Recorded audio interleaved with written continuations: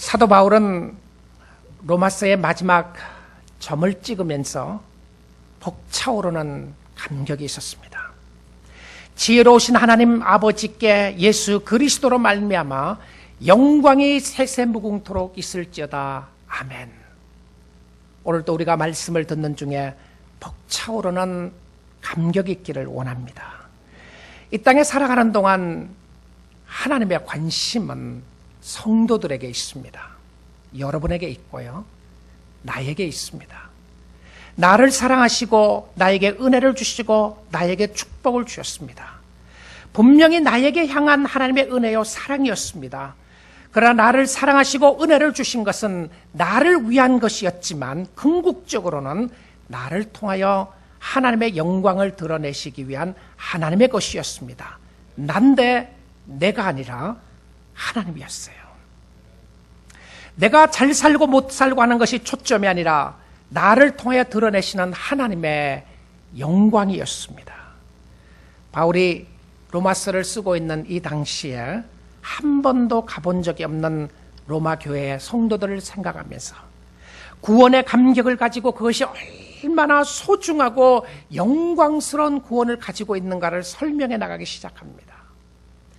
바울이 쓴 서신서로서는 가장 길고 교리 체제를 가장 잘 설명한 이 로마서의 마지막 장식은 하나님의 영광이었습니다.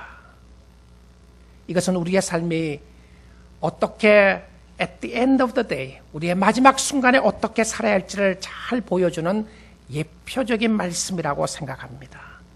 우리의 초점과 관심과 우리의 중심이 하나님이기를 원합니다. 하나님께로 향하면 달라집니다. 여러분의 생각을 뒤엎고 있는, 여러분의 삶 속에 갈등하고 고민하고 있는 여러 상황 속에서 주님을 바라보고 주님 앞에 나아가면 달라지게 돼 있어요. 우리는 하나님의 가족이라는 큰 주제 하에서 로마서 16장을 보았습니다. 오늘 세 번째 마지막 말씀인데요. 하나님의 가족인 교회의 초점이 위로 향하고 옆을 향하기 원합니다. 위에는 하나님이 계시고 옆에는 성도들과 이웃들이 함께하고 있습니다. 가족들에게 주시는 말씀으로 공동체 안에서 오늘 주신 말씀 가운데 경고와 약속과 그리고 권면의 말씀 세 가지를 생각해 보기 원합니다. 먼저 주어진 경고입니다. 바울은 부드럽게 그리고 감사와 찬양의 마음으로 복음을 위하여 헌신한 사람들을 기억해내기 시작합니다. 아, 이 사람을 기억하고 이 사람을 문안하십시오. 이 사람은 그리스도를 위해서 섬겼습니다. 헌신했습니다라고 쭉 이름을 기록하면서 30명 정도가 되는, 이 무명의 이름들도 있지만 30명 정도 되는 사람들의 이름을 쭉 기록하면서 그의 마음속에 감사와 찬양이 넘쳐났습니다. 따뜻한 사랑으로 칭찬을 하고 그의 마음속에 있는 놀라운 성령의 역사로 말미암아 서로를 문안하도록 했어요. 형제간에 서로 문안하고 서로 안부를 묻고 있는 아름다운 모습을 보여주고 있었는데, 그러다가 그의 목소리가 갑자기 변하는 것 같은 모습을 오늘 본문 속에서 볼 수가 있습니다. 그는 강력한 어조로, 강한 표현으로 경고를 하고 있어요.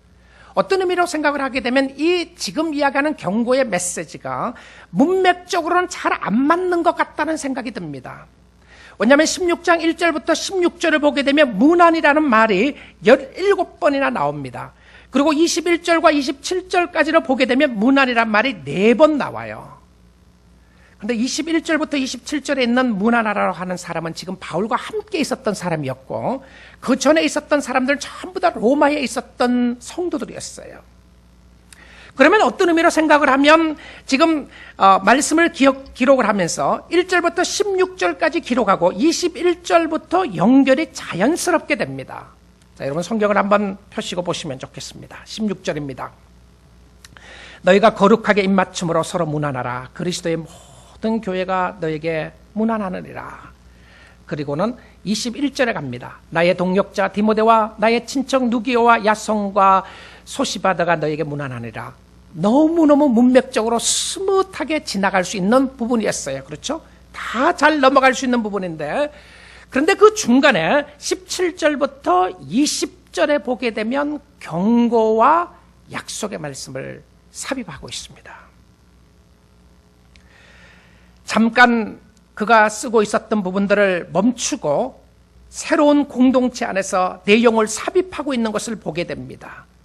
21절부터 문 안에 사람들은 지금 고린도에 함께 있는 성도들을 바라보면서 문 안에 인사를 드리고 있었는데요. 그리고 17절에 와서 강한 어조로 교회에 경고의 메시지를 던집니다. 그 경고의 말씀이 무엇이죠? 17절입니다. 형제들아, 내가 너희를 권하노니, 내가 너에게 강한 표현으로 너에게 말하노니, I urge you. 내가 너에게 강권적으로 권면하는 메시지가 있는데, 너희가 배운 교훈을 거스려 분쟁을 일으키거나 거치게 하는 자들을 살피고 그들에게서 떠나라. 여기 오늘 말씀을 보게 되면 사랑하는 형제들아, 형제들이라는 말을 썼을 때의 성경의 문맥적으로 보게 되면요, 여기에 특별히 로마서 16장에는 자매들의 이름이 많이 나왔습니다. 우리가 지난 시간에 보았죠. 정말 주를 위해서 헌신했던 아름다운 여성들이 많았다고 그랬어요. 그럼 이 표현 속에 형제와 자매라고 써야 되는데 형제라고 썼던 것은 그 당시의 상황 속에 표현되었던 모습에서 형제였습니다. 오늘로 이야기를 하면 형제 자매가 함께 포함될 수 있다고 볼 수 있는 것이죠. 내가 너희를 권한다. 그리고 권면하노니 상당히 격양되고 강한 어조로 말합니다. 사도행전 20장에 가서 보게 되면 바울이 그렇게 사랑했던 3년 동안이나 열심히 사역했던 에베소 교회에서 갑자기 폭동이 일어나면서 그 사랑하는 교인들과 작별 인사도 하지 못하고 그 에베소를 떠나게 됩니다. 그리고는 다른 지역에 가서 사랑하는 그 장로들을 불러서 경고의 메시지를 던졌어요. 내가 떠나고 나면 무서운 이리가 와서 양떼들을 흩트리게 할 것이니까 너희는 깨어 있어서 양떼들을 잘 돌보라고 하는 이야기를 했습니다. 그 문맥과 맞는 모습으로서 오늘 마지막 바울이 성령의 멋진 모습으로 끝낼 수가 있었는데, 안부의 편지를 쓰고 서로 문안하라고 끝낼 수 있었는데 이 부분이 너무나도 중요했기 때문에 바울은 샌드위치처럼 이 부분을 중간에 딱 삽입해 놓고 우리로 하여금 놓치지 말고 반드시 기억해야 하는 모습으로 쓰고 있는 것을 보게 됩니다. 그것이 무엇이죠? 너희가 배운 교훈을 거스려 분쟁을 일으키거나 거치게 하는 자들을 살피고 그들에게서 떠나라. 무슨 말이었습니까? 교회 안에 이단들이 있을 것을 경고하는 것이었습니다. 복음을 거스려 분쟁을 일으킨다. 오직 예수 그리스도만이 우리의 유일하신 구원자신데 우리는 전적인 하나님의 은혜로만 구원을 얻었는데 딴소리 하는 사람들이 교회 안에 있을 수가 있음을 경고하는 거예요. 무슨 소리 하는 겁니까? 그렇지 않다. 그래서 사람들을 미혹하게 되고 교회 분쟁을 일으키게 되고 사람들에게 어려운 소리들을 하게 되는 것을 보여주고 있습니다. 그런데 이런 사람들에게 있어서는 배우려고 하는 마음이 하나도 없어요. 분쟁을 일으키는 것이 목적이었고요, 교회의 하나됨을 의도적으로 깨뜨리려고 하는 것이 목적이었습니다. 그런데 그것뿐만이 아니고 그들에게 있었던 또 다른 모습은 무엇이었냐면 거치게 한다고 되어 있는데 이것은 무슨 뜻이냐면 사람들에게 장애물을 놓기 시작하는 거예요. 올무를 놓기 시작합니다. 사람들이 넘어지게 하고 장애물에 갖다 놓음으로 넘어지게 하는데 함정을 파서 빠뜨리기도 하고 길거리에 돌멩이를 놓아두기도 하고 거기서 걸려서 넘어지도록 만드는 것입니다. 그것이 무엇이었습니까? 의심하도록 만드는 거예요. 정말 그러더냐? 교회가 정말 그렇게 가르치더냐? 그거 틀린 거 아니야? 너 정말 그거 믿느냐? 여러분, 예수 그리스도의 유일하신 구원의 복음의 역사를 떠나서 다른 것들로 하여금 의심하게 만드는 모습들이 있다는 거예요. 정말 그러더냐? 너만 모르고 있는 거 아니냐? 문제가 심각한 것이다. 큰일 난 일들이 있다. 여러분, 영혼을 세우는 것은 주님이 기뻐하는 일이지만 영혼을 허무는 일에 쓰임받는 것, 주님이 기뻐하지 않습니다.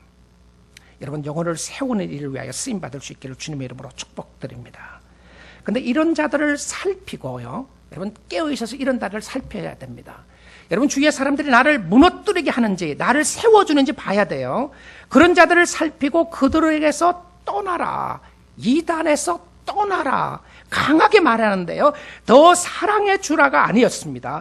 이단을 가까이 하지 말라고 이야기했어요. 왜냐하면 영혼을 무너뜨리기 때문에 그렇습니다.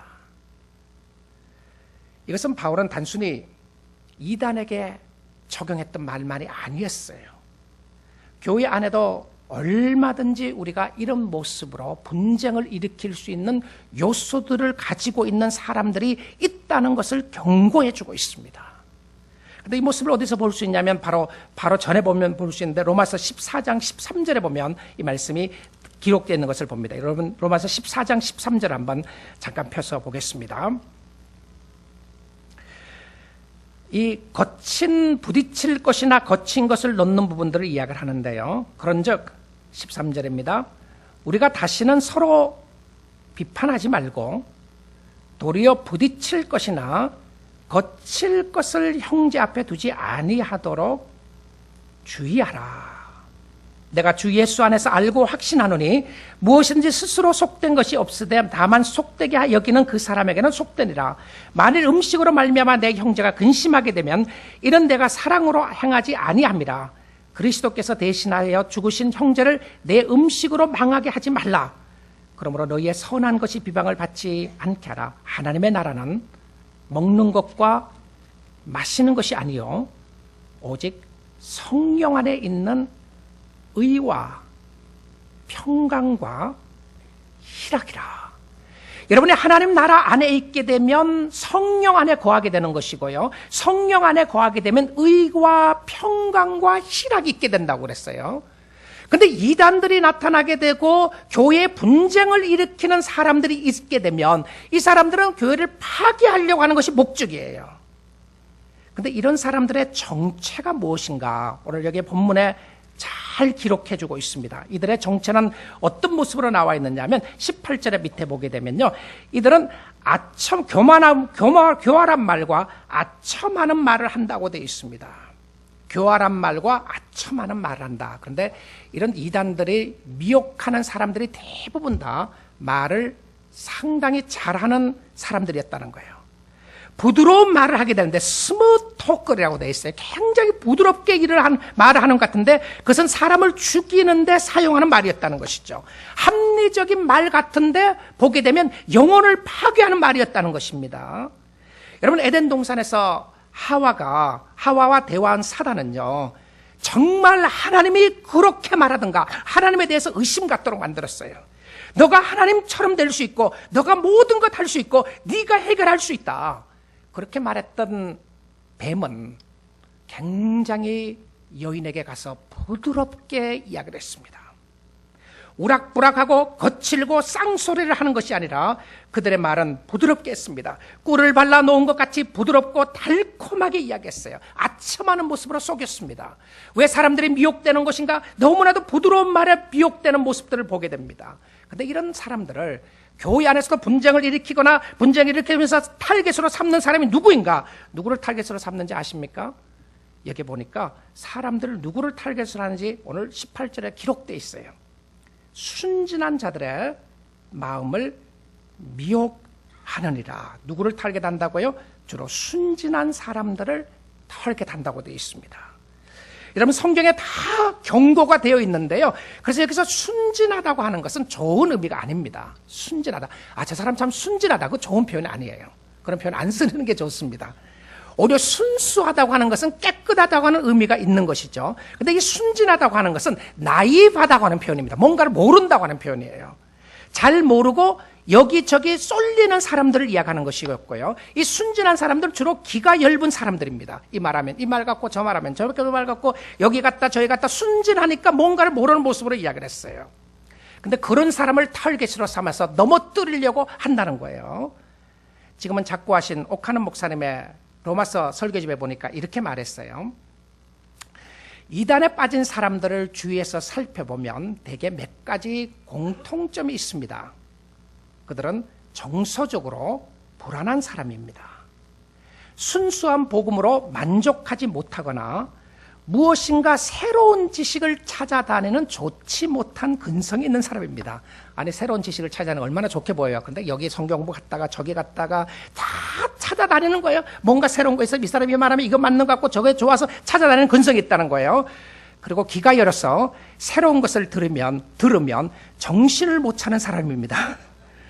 그리고 극성맞게 순진한 교인들을 유인합니다. 이것이 이단에 빠지는 사람들한테서 쉽게 발견할 수 있는 공통된 점입니다. 순진한 모습이 아니라 순수한 교인이 되십시오. 근데 이들의 목적이 하나가 있었어요. 이들의 목적이 있었습니다. 이들의 목적은 주님을 섬기는 데 관심이 하나도 없었습니다. 이 같은 자들은 우리 주 그리스도를 섬기지 아니하고 주님을 섬기지 않고요. 다만 자기들의 배만 섬긴다라고 이렇게 돼 있어요. 주를 섬기는 데는 관심이 없고 누구를 섬긴다고요? 18절 보니까 자기들의 배만 섬긴다고 돼 있습니다. 다 사공들을 이야기하는 것인가요? 바다에 떠있는 배를 섬기는 배사공들을 이야기하는 것이었습니까? 아니었죠. 자기의 배는 자기의 스토맥을 이야기했어요. 스토맥. 자기 배를 섬긴다. 근데 이 바울이 왜 배를 섬긴다고 하는 표현을 썼을까?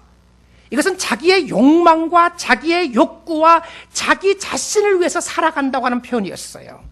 이단의 공통된 적이나 교회의 분쟁의 공통된 점 모습 가운데 나타나는 모습 중에 하나가 자기만을 생각하는 거예요. 자기만 옳다고 생각하고 있고 사람들이 자기 편만 만들고 자기 쪽으로 만드는 모습들, 이 굉장히 위험한 모습이에요. 공동체를 허무는 모습 중에 하나였습니다.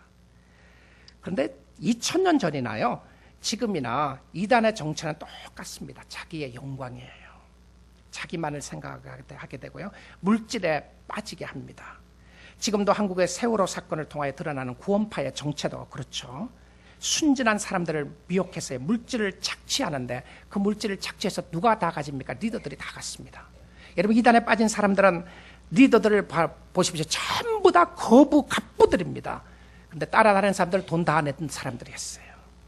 이런 모습들이 있었던 것을 보게 됩니다. 그런데 이들이 굉장히 순진한 사람들을 미혹하고 있다는 거예요. 아마 바울은 이 상황 속에서 그가 로마서를 끝맺음하면서 경고의 메시지를 반드시 던져주고 싶었던 것 같아요. 지금 이단이 있는 것이 아닌 것 같습니다.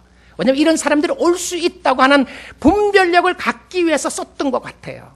그러면서 이 부분을 강조하면서 그 다음에 문안의 메시지로 넘어가고 있는 것을 보게 됩니다. 먹고 사는 문제가 최고의 관심이 되어서는 안 됩니다. 교회 예배를 드리고 성도의 신앙생활을 하고요, 섬기는 데 있어서도 여러분이 세워지는가가 최고의 관심이 돼서는 안 돼요. 그러면 미혹에 빠지기가 쉽습니다. 하나님의 나라, 하나님의 영광, 주님이 원하시는 것이 무엇인가를 보아야 돼요. 바울은 빌립보서에서도 비슷한 경고를 하고 있습니다. 빌립보서 3장 17절에 이야기하는데요. 형제들아, 너희는 함께 나를 본받으라. 그리고 너희가 우리를 본만든 것 같이 그와 같이 행하는 자들을 눈여겨보라. 그러니까 주위에 그리스도를 본받고 바울을 본받는 사람들을 눈여겨보라고 그랬어요. 내가 여러 번 너희에게 말하거니와 지금도 눈물을 흘리며 말하노니. 아마 지금 로마교회 성도뿐만이 아니고 그가 그렇게 사랑했던 이 빌립보서 시는 바울의 연애 편지와 같다고 하는 사랑의 편지를 쓰는데 그 사랑의 편지를 쓰면서 3장에 와서 그가 눈물을 흘리며 호소하는 것이 있었습니다. 사랑하는 성도들이여, 내가 눈물을 흘리며 호소하는 것이 하나가 있는데 그것은 여러 사람들이 그리스도의 십자가의 원수로 행하느니라. 예수가 당신을 위해서 죽었는데 십자가는 버리고 십자가에게는 관심이 없고 구원에 대해서는 관심이 없고 자기만을 생각하는 사람들이 있는 것에 대해서 눈물을 가지고 그렇게 살지 말 것을 이야기했어요. 그들의 마침은, 그들의 멸망은, 그들의 끝은 멸망이요, 그들의 신은 배요. 다시 한 번 더 썼어요. 그들의 신은 배다. 그들의 신은 their God is their stomach. 스토맥이 그들의 신이라고 되어 있어요. 먹고 살고 자기의 욕망과 자기를 채우는 것이 최고의 모습으로 보고 있었던 사람들을 이야기했었어요. 그 영광은 그들의 부끄러움이 있고 땅의 일을 생각하는지라. 이런 사람들은 하늘나라에 관심이 없습니다. 말은 하나님의 나라 이야기하고 말은 하나님의 통치를 이야기하지만 하나님의 관심이 없고 다 땅의 일을 생각하는데 그들의 끝은 멸망이래요. 여러분, 어떻게 살아야 되겠습니까? 어떻게 살아야 되겠어요? 그러나 우리의 시민권은 하늘에 있는지라. 바울의 빌립보 3장에서 맺고 있었던 부분이었습니다. 여러분, 주님을 사랑하고 성도들을 세우고 주님의 영광이 여러분의 최고의 목적이 될 수 있기를 주님의 이름으로 축복드립니다. 주의 영광이었어요. 오늘도 여러분을 세워주시고 여러분을 사랑하시고 인도하시는 하나님의 영광을 바라보시고 주님 섬기십시오. 그리고 나서는 그가 약속의 말씀으로 줍니다. 그 약속의 말씀이 무엇이냐면 20절에 나오는데요, 평강의 하나님께서 속히 사탄을 너희 발 아래서 상하게 하시리라. 바울이 지금 이 편지를 쓰고 있는 이 상황 속에 로마에 있는 성도들은 많은 핍박을 받고 있었어요. 환난과 핍박 속에 있으면서 그들은 생각하고 있었습니다. 때론 예수 믿는 것 때문에 불에 타서 죽기도 하고. 여러분, 불에 타 죽는 사람 보셨습니까? 예수 때문에요. 로마 교회 성도들이 그랬어요. 때로는 사자굴에서 죽기도 하고요. 사자가 나와서 그들을 찢겨 죽이는 그 칼라시엠에서 사람들이 보고 있는 상황 속에서 예수 믿는 사람이 죽고 있는 모습을 보게 되고요. 매를 맞기도 하는 상황이 일어나기도 시작했었습니다. 그때 아마 그들은 이런 생각했을지도 모르겠어요. 하나님의 공의는 어디 있는가? 하나님의 공의는 어디에 있는 것인가? 하나님이 살아계신다면 왜 이렇게 어렵고 힘든 일들이 있는 것인가? 사탄이 판을 추고 있는 세상에 살고 있는 그들에게 의해서 바울은 사단의 멸망을 선언합니다. 여러분, 바울이 로마서를 쓰면서 사단에 대한 언급을 몇 번 했다고 생각합니까? 몇 번 했을 것 같아요? 놀랍게도 바울은 로마서를 쓰면서 사단에 대한 언급을 처음이자 마지막으로 딱 한 번밖에 쓰지 않아요. 바울은 영광스러운 구원의 역사를 설명할 때도 사단에 대한 이야기를 쓰지 않았습니다. 바울은 믿음의 역사를 이야기하고 성화의 역사로 하나님의 사랑을 이야기할 때도 사단을 언급하지 않았고요. 세상에 환난과 핍박이 있을 것이라고 하는 여러 부분에 있어서 로마서 8장을 기록할 때도 하나님의 사랑에 대한 모습 속에서 사단의 이야기를 하지 않았어요. 그런데 교회에 분쟁을 일으키고 이단이 들어올 수 있는 상황을 언급하면서 사탄이라고 하는 단어를 언급하는 역사가 있었다는 것입니다. 놀랍게도 사탄이라고 하는 단어를 쓰면서 바울은 한 단어밖에 쓰지 않습니다. 그 한 단어가 doomed, destruction, 멸망, 이런 단어를 썼어요. 너희 발 아래서 상하게 하리시리라. 이 상하게 한다는 표현이 좀 약한 표현이에요. 완전히 망하게 할 것이다. 너희 앞에서 망하게 할 것이다. 여러분, 교회 안에 사단의 역사가 있을 수 있습니다. 있을 수 있어요. 그런데 이 사단의 역사를 이야기하면서 바울의 여러 환난과 핍박이 있을 때에 바울 서신서에도 그렇고 복음서에서도 그렇고요. 바울 서신서나 복음서에서 어느 일정한 사람을 가리켜서 사탄이라고 얘기한 적이 한 번도 없습니다. 한 번도 없어요. 사단의 역사가 있었는데 사단의 역사 속에 나타났던 부분들에 있어서 복음의 진리를 떠나게 되고 복음의 핵심을 떠나게 되고 그것을 파괴하는 단어를 쓸 때 사단의 역사를 이야기했어요. 여러분, 예수님이 베드로에게 사탄아 물러가라라고 하는 표현을 썼잖아요. 그 베드로가 사탄이라고 하는 표현이 아니었습니다. 예수 그리스도의 그 구속의 사역, 십자가의 사역을 방해하려고 했을 때 사탄아 물러가라고 했지 베드로가 사탄이었다는 말이 아니에요. 그래서 우리의 심령 속에요, 성도들에게 있어서 여러분, 사람들이 다를 수 있습니다. 내가 다르다고 해서, 상대방이 다르다고 해서 과격한 표현을 쓰면 안 돼요. 특별히 사단이라는 표현을 쓰면 안 됩니다.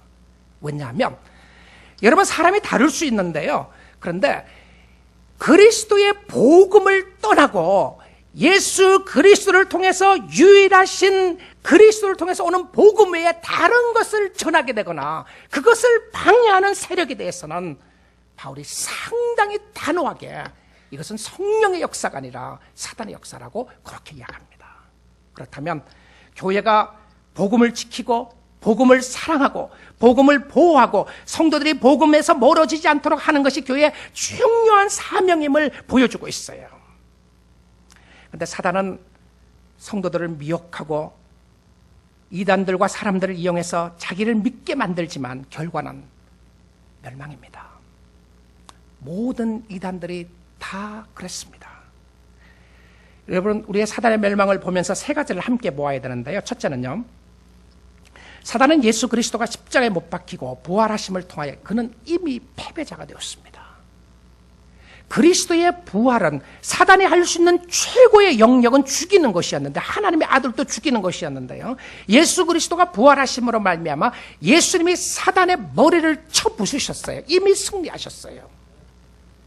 둘째는요, 사단은 예수 그리스도의 능력으로 말미암아 성도들이 믿음으로 싸울 때에 사단은 패배자가 됩니다. 이미 패배자인데 계속해서 미혹하는 영으로 남아있는 거예요. 사단의 힘은 이미 약해져 있는데 미혹하는 모습으로 남아있는 것입니다. 근데 왜 우리가 미혹을 당하느냐면, 우리가 육신을 가지고 있기 때문에 미혹을 당하게 되고요, 여전히 죄의 속성을 가지고 있기 때문에 그렇습니다. 사단은 죄를 통해서 미혹을 해요. 그래서 미혹을 당할 수도 있습니다. 그런데 여러분의 성령의 역사로 믿음으로 나가게 되면 사단은 반드시 패하게 되는 줄 믿습니다. 세 번째는요, 마지막에 예수 그리스도가 재림하실 때에 사단이 영원히 무적에게 갇히게 되는 역사가 있게 됩니다. 그리고 영원히 멸망하게 될 거예요. 영원히 멸망하게 될 것입니다. 오늘 이 말씀을 보게 되면 능력의 하나님께서 혹은 전지전능하신 하나님께서 사단을 망하게 할 것이라고 되어 있지 않습니다. 뭐라고 되어 있죠? 평강의 하나님께서 속히 사탄을 너희 발 아래서 상하게 하시리라. 평강의 하나님이었어요. 왜 평강의 하나님? 이거 문맥상으로 맞지 않다는 생각이 들지 않습니까? 평강의 하나님이라고 하면 좋은 게 좋아야 되는 거 아니겠어요? 되는 것이 되는 것이고 안 되는 것은 안 되는 것이고, 좋은 것이, 평강은 좋은 것이 좋은 것이라고 생각해야 될 텐데 그런 의미가 아니었습니다. 평강은 순결한 하나님의 축복이었고요, 죄는 파괴하는 역사가 있지만 평강은 치유하는 역사가 있게 됩니다. 가정의 하나됨을 지키는 것도 그리스도의 평강이고요, 끓어오르는 분노와 불안한 마음을 다스리는 것도 그리스도의 평강이었어요. 여러분, 바로 그 전 내용을 보게 되면 이단이 하는 것이 무엇이었죠? 분열을 일으키는 것이었어요. 평화를 깨는 것이었습니다. 근데 평강의 하나님이 평화를 깨는 사탄을 멸하게 될 것이다. 누가요? 평강의 하나님이었습니다. 그렇다면 예수 그리스도의 진정한 통치함이 있을 때에 가정은 평강이 있어야 돼요. 예수 그리스도의 진정한 통치함이 있는 교회 안에는 평강이 있어야 합니다. 이것은 교회 안에 문제가 있다 없다 그런 표현을 이야기하는 것이 아니고, 우리의 마음속에 그리스도가 다스리심에 있는 평강의 모습이 있어야 된다는 것을 보여주고 있다는 것이죠. 여러분의 심령 속에 예수 그리스도의 평강이 여러분의 심령을 다스릴 수 있기를 주님의 이름으로 축복드립니다. 성도들이 반드시 승리하게 될 겁니다. 저와 여러분이 승리하게 될 것이고 하나님의 교회가 승리하게 될 것입니다. 세상에 속지 말고 믿음으로 사십시오. 세상에 흔들리지 말고, 미혹과 유혹에 흔들리지 말고 말씀 붙잡고 살 수 있기를 주님의 이름으로 축복드립니다. 셋째는 그는 마지막으로 로마서에 펜을 놓기 전에 권면을 합니다. 크게 두 가지로 권면을 하는 메시지가 있는데요, 이 권면은 소망의 메시지였어요. 여러분, 19절 말씀을 봅니다. 너희의 순종함이 모든 사람에게 들리는지라. 그러므로 내가 너희로 말미암아 기뻐하노니 너희가 선한데 지혜롭고 악한데 미련하기를 원하노라. 바울의 삶 속에 너무 기쁨이 있었던 것은 그 로마 교회에 있었던 성도들의 순종이었습니다. 너무나도 순종하는 모습을 이야기를 하는데요, 그런데 너희가 순종하는 것이 모든 사람에게 들리기 때문에 난 너무 기뻐한다 이러면 되는데요, 좋은 거잖아요. 그런데 여기서 끝내지 않습니다. 그리고는 너희가 선한데 지혜롭고 악한데 미련하기를 원하노라. 여러분, 이것은 무엇을 이야기하는지 아십니까? 이것은 경고가 섞인 권면이었어요. 순종을 잘하는 건 너무 귀한 것이었습니다. 그런데 무조건 순종하는 것이 아니라 바로 알고 순종하라는 것이었어요. 순종에는 지식을 가지라는 것이었습니다. 여러분, 아무나 따라가면 안 됩니다. 여러분에게 잘해준다고 따라가면 안 돼요. 여러분에게 따뜻한 말을 해준다고 따라가면 안 되고요, 무조건 믿습니다. 믿어서는 안 돼요. 맹종을 이야기하는 것이 아니라 분별력 있는 순종을 말했습니다. 그러기 위해서 필요한 것이 무엇이었죠? 지혜가 있어야 된다는 거예요. 우리 교회가 바로 나가고 있는지 성경적으로 보셔야 하는 겁니다. 선한 일을 위하여 지혜를 가리라. 내가 바른 길로 가고 있는지, 주님이 원하시는 길을 가고 있는지 보셔야 돼요. 그런데 악한 일에 대해서는 어리석은 자가 되라고 되어 있습니다. 악을 행하는데 지혜로운 사람들이 참 많이 있습니다. 이단들이었어요. 그리고 잘못된 모습에 빠져 있는 사람들이었는데요. 근데 잘못된 모습에 빠져 있게 되면 어디서 그런 머리가 돌아가는지 정말 신기하게 돌아가더라고요. 어떻게 그런 생각을 상상해내는지 모르겠어요. 없었던 말도 하게 되고 또 어떻게 하면 사람을 속이는지 너무 잘 알아요. 그래서 교활하게 다 속이는 모습들을 보게 됩니다. 그런 상황 속에서 주님은 여러분에게 말씀하고 있습니다. 선을 행하는 일에는 엑스퍼트가 되고 악을 행하는 일에는 비기너가 되라. 그런데 우리는 자연적으로 선을 행하는 일에 있어서 비기너가 되어 있고 악을 행하는 일에 있어서는 엑스퍼트가 되어 있습니다. 왜 그렇죠? 우리가 그렇게 살았기 때문에 그래요. 우리의 과거의 모습은 자연스럽게 사단을 따라가게 돼 있었고 죄를 짓게 되고 하나님을 의심하게 됐고 분쟁과 분리와 여러 가지 그런 데 익숙해 있는 사람이었습니다. 나를 드러내는데 익숙한 사람들이고요. 내가 드러나고 나가 나타나야 돼 익숙한 사람들이었어요. 그래서 어떻게 하면 나에게 인기를 끌 수 있는지 어떻게 해야 되는지를 알 수 있는 그런 사람들이었습니다.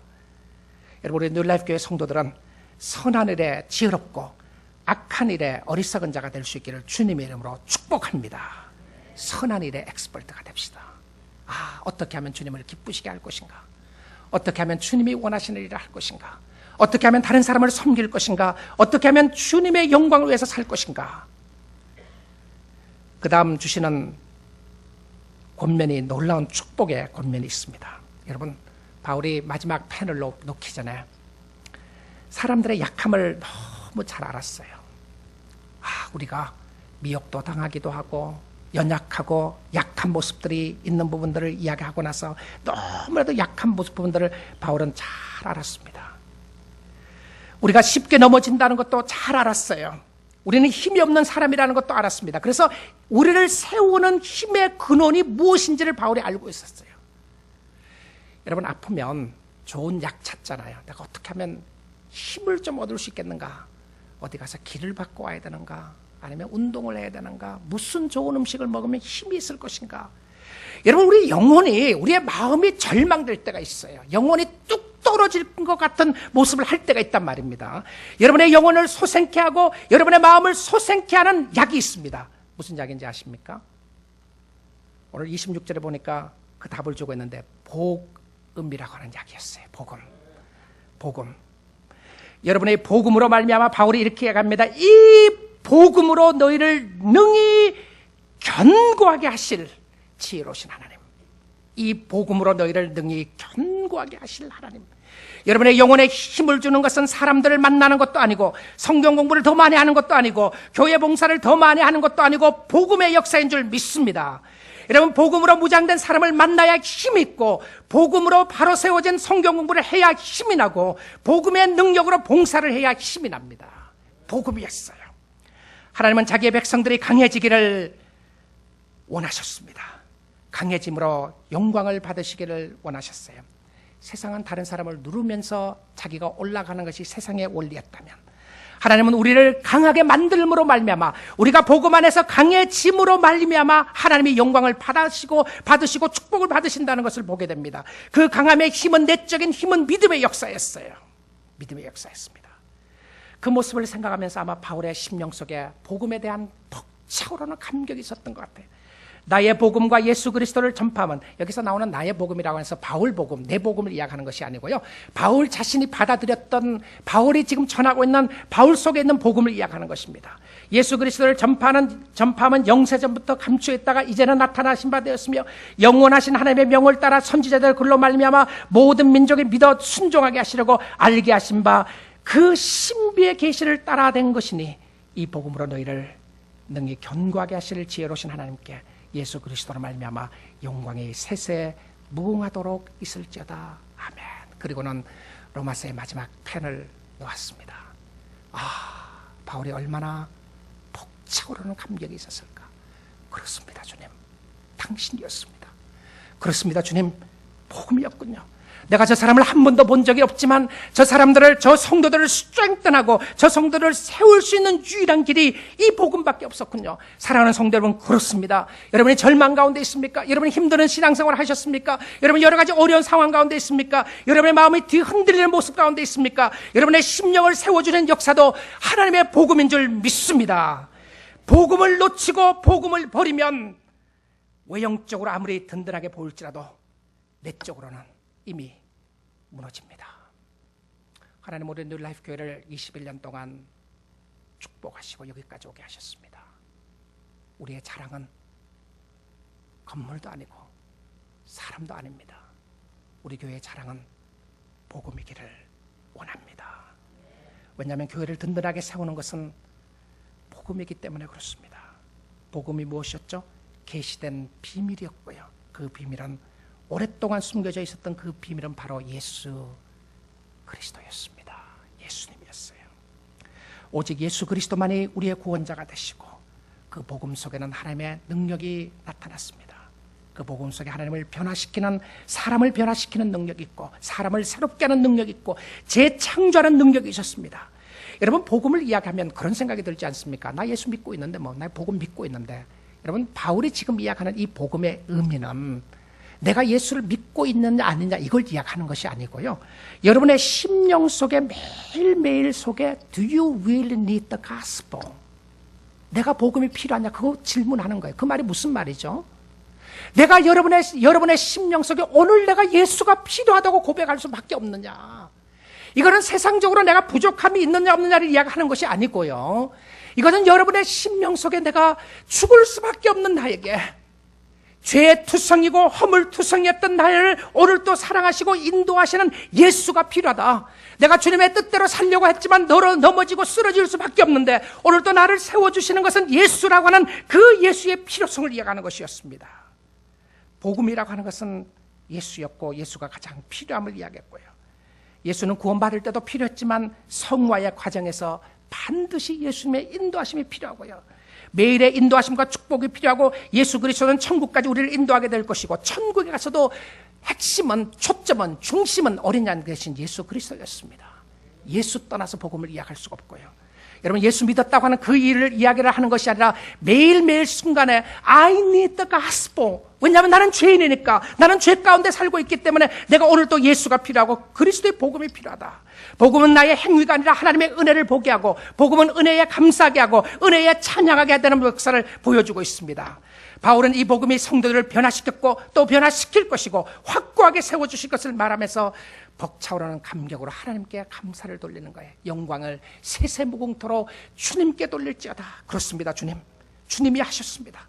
주님이 하실 것입니다. 지금도 주님이 하시고 계십니다. 그에게 영광을 돌려드립니다. 아멘, 아멘. 사랑하는 우리 뉴라이프 가족 여러분, 복음 안에 굳게 서십시오. 우리 교회가 이 복음의 메시지를 전하는, 지속적으로 전하는 교회가 되기를 원합니다. 성도들이 복음에 감동하고 복음을 사랑하는 성도가 되기 원합니다. 자신을 드러내는 것이 최고의 관심이 아니라, 나의 자존심을 세우는 것이 최고의 관심이 아니라 내가 죽고 그리스도가 사는 삶을 살기를 원하는 것이 최고의 관심이기를 원합니다.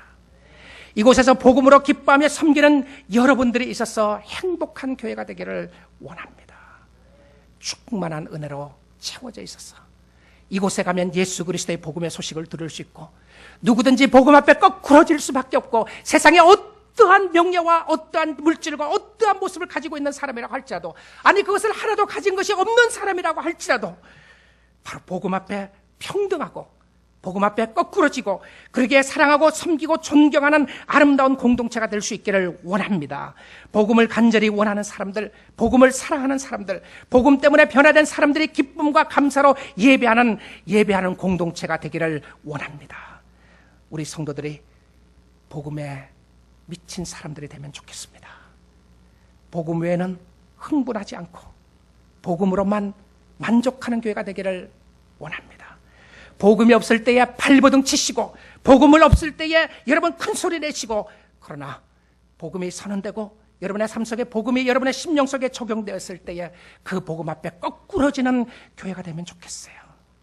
물이 바다를 덮음같이 여호와의 영광으로 덮여지는 뉴라이프 교회가 되면 좋겠습니다. 복음의 열정을 가진 여러분과 함께 하나님의 위대한 나라를 건설해 나가며 21년 동안 역사하셨던 하나님께 찬양을 드리고 앞으로 20년, 30년을 바라보면서 복음 위에 굳게 세워져서 복음 사랑하고 복음 증거하고 복음 앞에 인생을 바꿨다고, 인생이 변해졌다고 간증하는 수많은 무리들이 우리 뉴라이프 교회 안에서 일어나기를 소망합니다. 이것을 사모하시고 이것을 위해서 기도하시고요, 자신에게 향한 마음을 주님께 돌려서 주님이 기뻐하신다면 그리스도의 평강이 여러분의 심령을 다스려 주시고 하나님의 피스메이커로 살 수 있기를 원합니다. 값없이 베풀어 주신 구원을 감사드리며 좋으신 하나님을 찬양하며 위대하신 하나님께 영광을 세세무궁토록 돌려드리는 여러분의 삶이 되고 저의 삶이 되고 우리 교회가 될 수 있도록 주님의 이름으로 축복드립니다. 우리 같이 한번 기도하겠습니다.